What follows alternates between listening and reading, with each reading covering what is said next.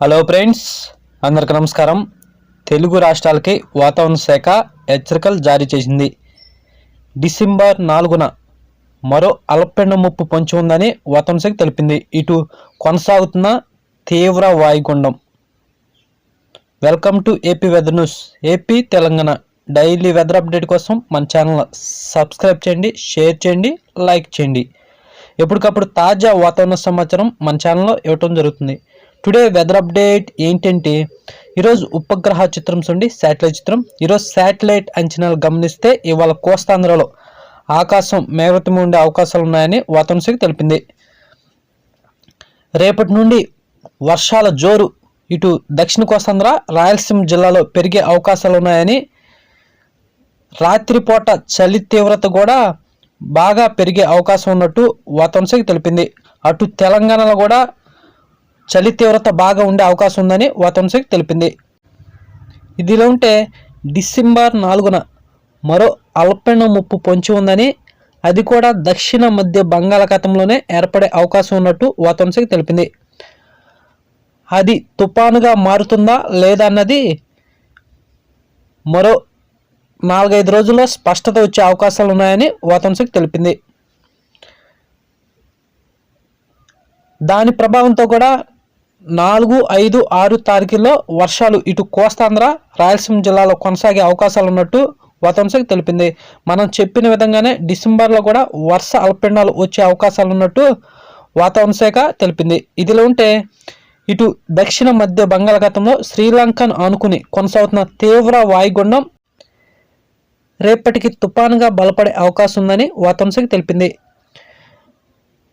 November 30వ తారీఖున ఇది చెన్నై సమీపంలో తీరం దాటే అవకాశం ఉందని వాతావరణ శాఖ తెలిపింది. దీని ప్రభావంతో ఇటు తమిళనాడు, దక్షిణ కోస్తాంధ్ర జిల్లాలో భారీ నుండి అతి భారీ వర్షాలు ముంచెత్తే అవకాశాలు ఉన్నాయని, రేపటి నుండి ఇటు దక్షిణ కోస్తాంధ్ర జిల్లాలైన అన్నమయ్య, చిత్తూరు, తిరుపతి, నెల్లూరు, మదినపల్లి జిల్లాలో భారీ నుండి అతి భారీ వర్షాలు నమోదే అవకాశాలు ఉన్నాయని వాతావరణ శాఖ తెలిపింది.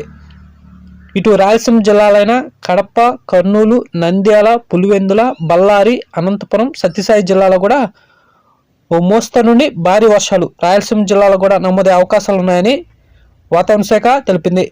ఇటు మధ్య కోస్తాంధ్ర జిల్లాలైన ప్రకాశం, ఒంగోలు, బాపట్ల, మచిలీపట్నం, కోనసీమ, కాకినాడ ఈ జిల్లాల్లో ఓ మోస్తరు నుండి భారీ వర్షాలు, కొన్ని చోట్ల అతి భారీ వర్షాలు కూడా ఈ జిల్లాలో నమోదే అవకాశాలు ఉన్నాయని వాతావరణ శాఖ తెలిపింది. ఇటు పల్నాడు, గుంటూరు, విజయవాడ, తూర్పుగోదావరి, పశ్చిమ గోదావరి జిల్లాలో అక్కడక్కడ ఓ మోస్తరు నుండి తేలికపాటి వర్షాలు ఈ జిల్లాలో నమోదే అవకాశాలు ఉన్నట్టు వాతావరణ శాఖ తెలిపింది. ఇటు ఉత్తర కోస్తాంధ్ర జిల్లాలైన విశాఖపట్నం, మన్యం, అల్లూరి, విజయనగరం, శ్రీకాకుళం జిల్లాలో కూడా ఓ మోస్తరు నుండి భారీ వర్షాలు నవంబర్ 29 నుండి నమోదే అవకాశాలు ఉన్నాయని వాతావరణ శాఖ తెలిపింది.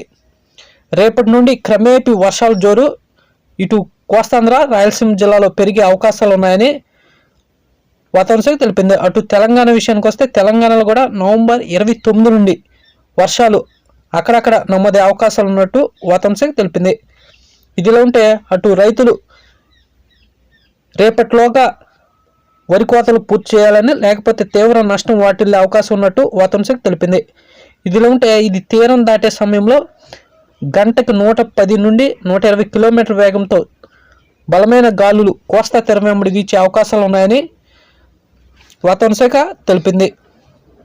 తెలుగు రాష్ట్రాల్లో ఉష్ణోగ్రత చూస్తే తెలంగాణలో రాత్రి వేళ మినిమం 20 డిగ్రీల సెల్సియస్ నమోదవగా, ఏపీలో కూడా మినిమం రాత్రిపూట 21 డిగ్రీల సెల్సియస్ నమోదైనట్టు వాతావరణ శాఖ తెలిపింది.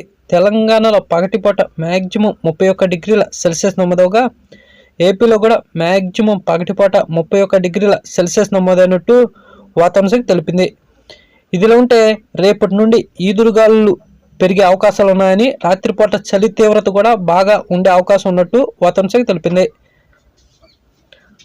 అటు నవంబర్ 28 నుండి ఇటు దక్షిణ కోస్తాంధ్ర జిల్లాలో భారీ నుండి అతి భారీ వర్షాలు నమోదే అవకాశాలు ఉన్నాయని, ఇటు మధ్య కోస్తాంధ్ర జిల్లాలో మాత్రం నవంబర్ 29 నుండి మొదలయ్యే అవకాశాలు ఉన్నట్టు వాతావరణ శాఖ తెలిపింది. అటు రాయలసీమ జిల్లాలో కూడా నవంబర్ 29 నుండే వర్షాల జోరు పెరిగే అవకాశం ఉందని అటు రైతులు ముందస్తు జాగ్రత్త తీసుకుని అప్రమత్తంగా ఉండాలని వాతావరణ శాఖ తెలిపింది. ఇలాంటి డైలీ వెదర్ అప్డేట్ కోసం మన ఛానల్ సబ్స్క్రైబ్ చేయండి, షేర్ చేయండి.